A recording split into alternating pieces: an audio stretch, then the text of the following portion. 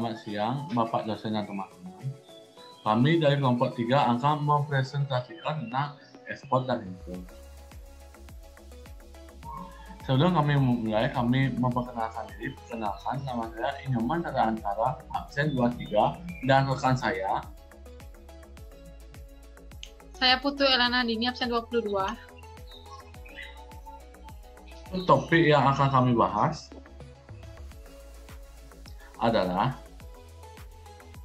yang pertama, definisi ekspor dan impor, dan yang kedua, strategi ekspor dan impor, dan yang ketiga, strategi perdagangan luar negeri. Definisi ekspor dan impor. Ekspor adalah salah satu kegiatan ekonomi yang dilakukan dengan cara penjualan atau mengeluarkan barang dari dalam negeri dan dikirimkan ke negara lain. Biasanya, perdagangan ini dilakukan bila suatu negara menghasilkan barang tersebut dalam jumlah yang besar.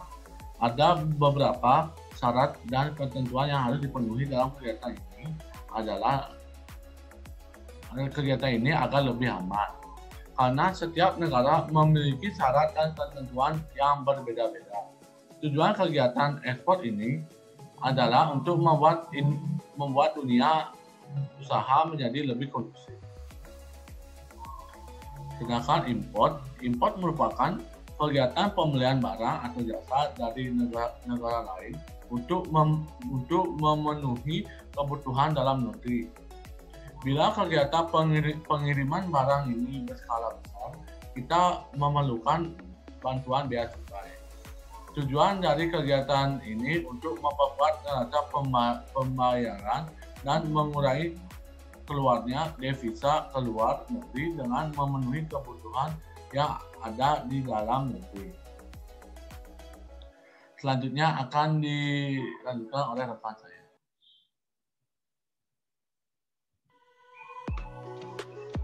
Di sini saya akan menjelaskan strategi ekspor dan impor. Next. Yang pertama yaitu strategi ekspor. Strategi ekspor dapat dilakukan menggunakan strategi dalam pembayaran pemasaran, yaitu dengan 4 unsur. Unsur yang pertama yaitu strategi produk ekspor. Produk adalah sesuatu yang dibuat untuk memenuhi tujuan atau kebutuhan dan keinginan konsumen. Strategi produk ekspor merupakan cara yang digunakan untuk menentukan jenis, spesifikasi, ukuran, dan kemasan produk yang tepat agar dapat memasuki pasar tujuan ekspor. Dalam menentukan strategi produk yang tepat dapat dilakukan dengan berbagai tahapan. Yang pertama, riset pasar untuk mengetahui situasi dan karakteristik pasar, seperti spesifikasi permintaan pelanggan, daya beli dan perilaku pelanggan, situasi, persaingan, tren peluang pasar, dan lainnya. Yang kedua, mempelajari sejauh mana kemampuan internal perusahaan dalam menghasilkan produk yang diminati pelanggan ekspor. Yang ketiga, mendesain produk yang sesuai dengan spesifikasi permintaan pelanggan serta kemampuan perusahaan. Unsur yang kedua itu strategi harga ekspor. Strategi harga ekspor yaitu cara yang digunakan untuk menentukan tingkat harga yang sesuai dengan kondisi internal perusahaan dan situasi pasar yang dihadapi agar penjualan dapat berhasil sehingga perusahaan dapat meraih keuntungan serta manfaat yang diharapkan. Ada 4 metode untuk menentukan harga jual ekspor produk. Yang pertama, cost plus markup atau seller market price. Jika penetapan harga jual untuk ekspor didasarkan atas perhitungan biaya total atau penjumlahan semua biaya dapat yang dikeluarkan mulai dari pengadaan bahan, tenaga kerja, freight, dan lain-lain dalam rangka ekspor, ditambah dengan persentase laba yang diinginkan. Yang kedua ada current market price atau buyer market price. Metode ini merupakan kebalikan dari cost plus markup, di mana apabila pelanggan harga jual ekspor disesuaikan dengan harga jual di pasar internasional pada saat itu atau harga yang ditentukan oleh pembeli, laba diperoleh dari selisih harga jualan di pasar internasional dengan total biaya. Yang ketiga ada Swiss Based Price. Penentuan harga jual ekspor didasarkan total biaya sebagaimana pada cost plus markup dikurangi dengan komponen biaya tertentu atau overhead cost. Drawback System of Generalized System of Preference yang bertujuan untuk menekan harga produk produksi sehingga memperkuat daya saing di pasar internasional. Yang keempat ada dumping. Harga dumping merupakan harga jual atau HJ ekspor ditetapkan lebih rendah dari harga jual komoditi yang sama untuk pasar dalam negeri. Next.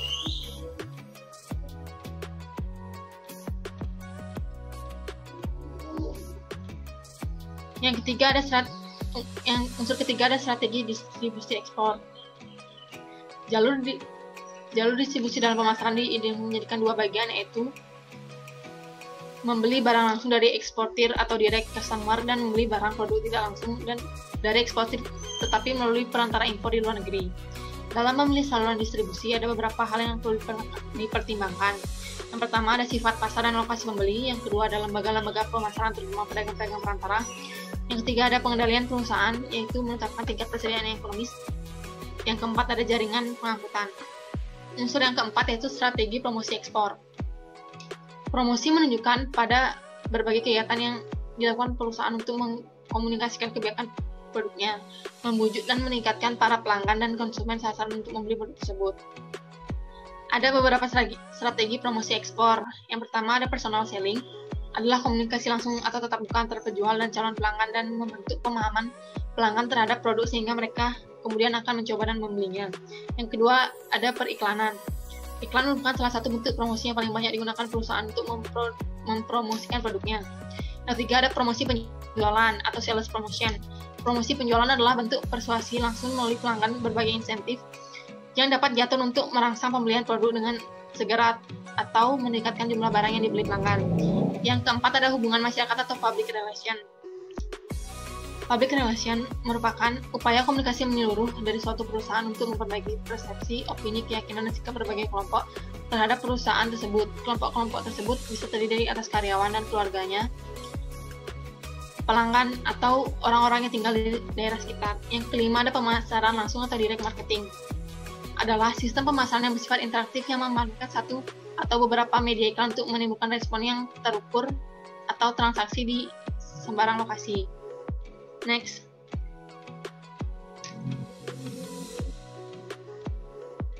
Yang kedua itu ada strategi impor. Strategi distribusi impor adalah kebijakan memproduksi di dalam negeri terhadap barang-barang yang tadinya diimpor.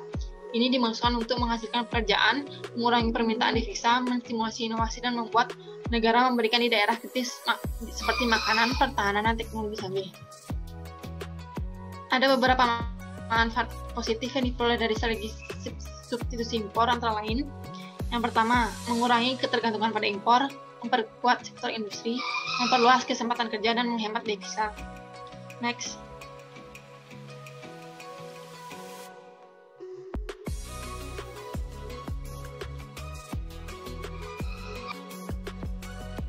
Selanjutnya ada strategi perdagangan luar negeri.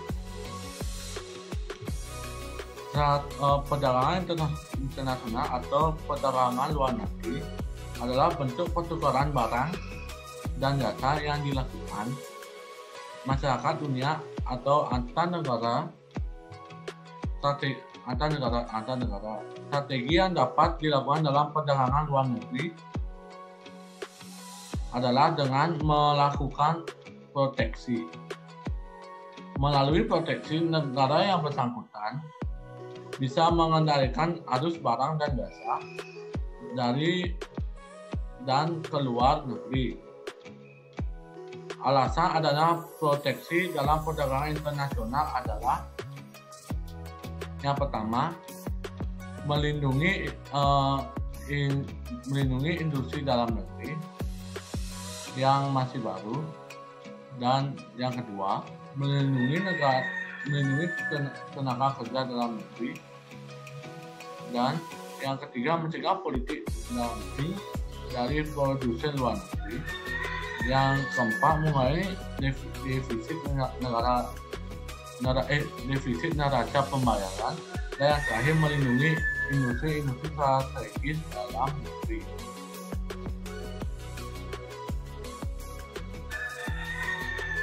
Penetapan tarif. Tarif atau bea adalah suatu pembebanan atas barang yang melintas daerah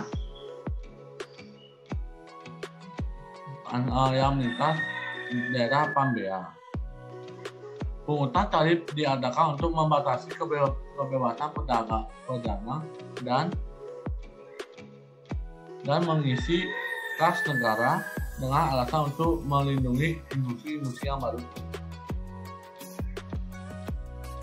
Jenis-jenis tarif ada 3, yaitu bea ekspor, bea transito, dan bea impor. Bea ekspor adalah biaya yang dikenakan terhadap barang yang diangkut ke negara lain. Sedangkan bea transito adalah biaya yang dikenakan terhadap barang yang melalui wilayah suatu negara dengan ketentuan barang tersebut tujuan akhirnya adalah negara lain. Nah, yang terakhir bea impor. Bea impor adalah dikenakan terhadap barang-barang yang masuk dalam negara lain.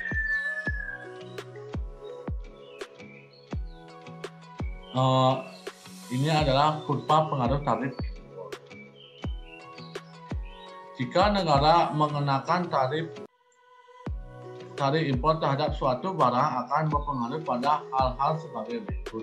Yang pertama, pengaruh tarif terhadap harga berdampak pada naiknya harga barang yang dikenakan tarif, yaitu dari OP1 menjadi OP1 atau price effect. Dan yang kedua, pengaruh tarif terhadap konsumsi mengakibatkan berkurangnya konsumsi masyarakat yang ditimbulkan oleh daerah DEF atau OQ4 menjadi OQ3 atau consumption effect. Dan yang terakhir, pengaruh tarif terhadap produksi dalam negeri mengakibatkan bertambahnya produksi dalam negeri, yaitu dari titik OQ1 menjadi OQ2 atau daerah ABC protective atau import substitution effect.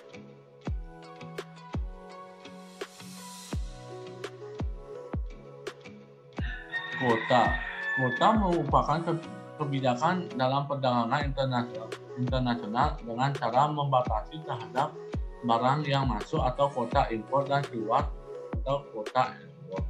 Kuota impor absolut atau unilateral kuota, negosiated atau bilateral kuota, tarif kuota, dan mixing kuota.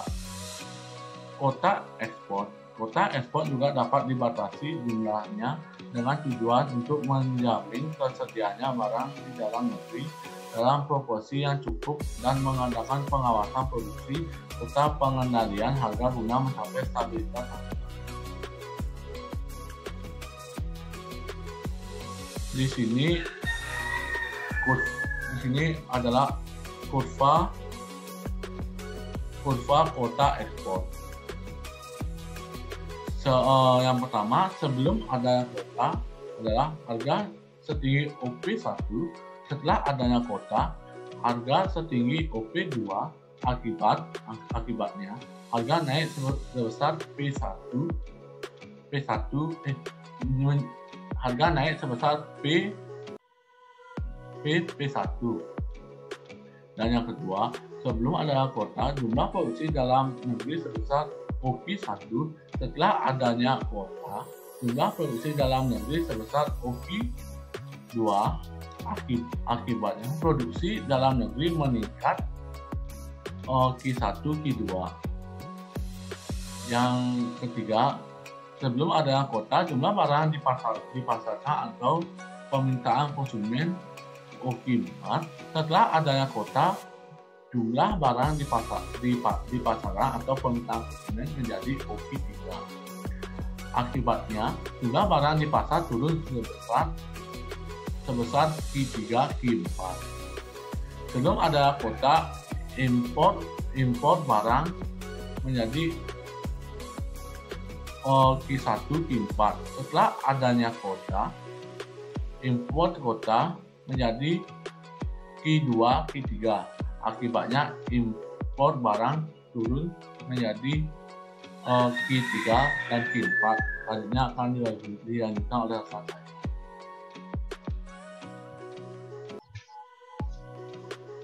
Jenis proteksi yang ketiga yaitu ada subsidi. Subsidi yaitu kebijakan pemerintah melalui bantuan kepada produsen dalam negeri agar dapat menekan biaya produksi sehingga bisa bersaing dengan produk asing. Contoh grafik dari subsidi yaitu sebelum ada subsidi, harga setinggi OP1. Setelah ada subsidi, harga setinggi OP2.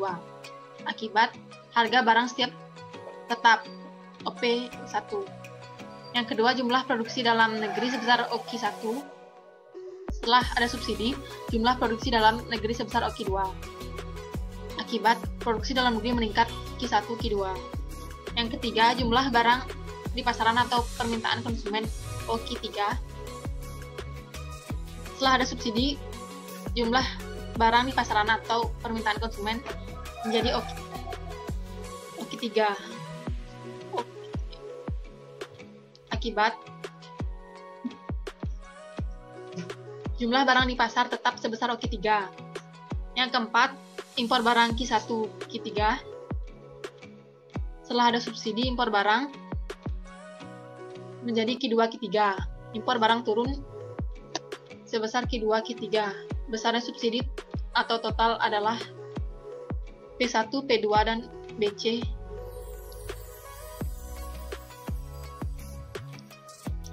Selanjutnya, next ada larangan impor.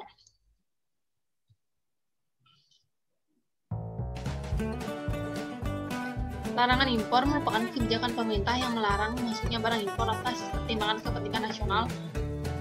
Kebijakan ini adalah untuk mengurangi larinya devisa ke luar negeri dan untuk meningkatkan harga penjualan produk dalam negeri. Bisa dilihat contoh grafik dari larangan impor. Yang pertama, harga setinggi OP1 sebelum ada kuota. Setelah ada kuota, harga setinggi OP2. Akibatnya, harga naik sebesar PP1. Yang kedua, jumlah produksi dalam negeri sebesar OQ1. Setelah ada kuota, jumlah produksi dalam negeri sebesar OQ2. Produksi dalam negeri meningkat jadi Q1, Q2. Yang ketiga, jumlah barang di pasaran atau permintaan konsumen OQ3. Setelah ada kuota, jumlah barang di pasaran atau permintaan konsumen menjadi OQ3. Jumlah barang di pasar turun sebesar OQ3, OQ1. Yang keempat, impor barang Q1, Q2. Setelah ada kuota, impor kuota menjadi Q2, Q3. Impor barang turun sebesar Q3, Q4. Next.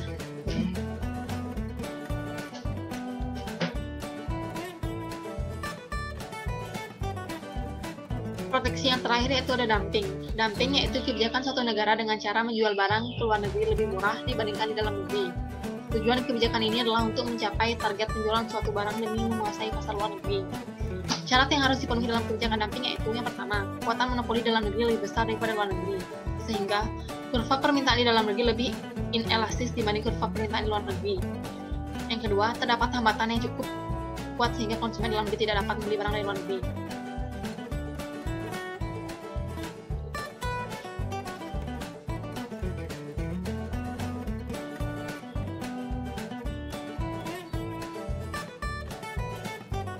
Sekian presentasi dari kelompok kami. Mohon maaf jika ada salah kata. Kami tutup dengan terima kasih.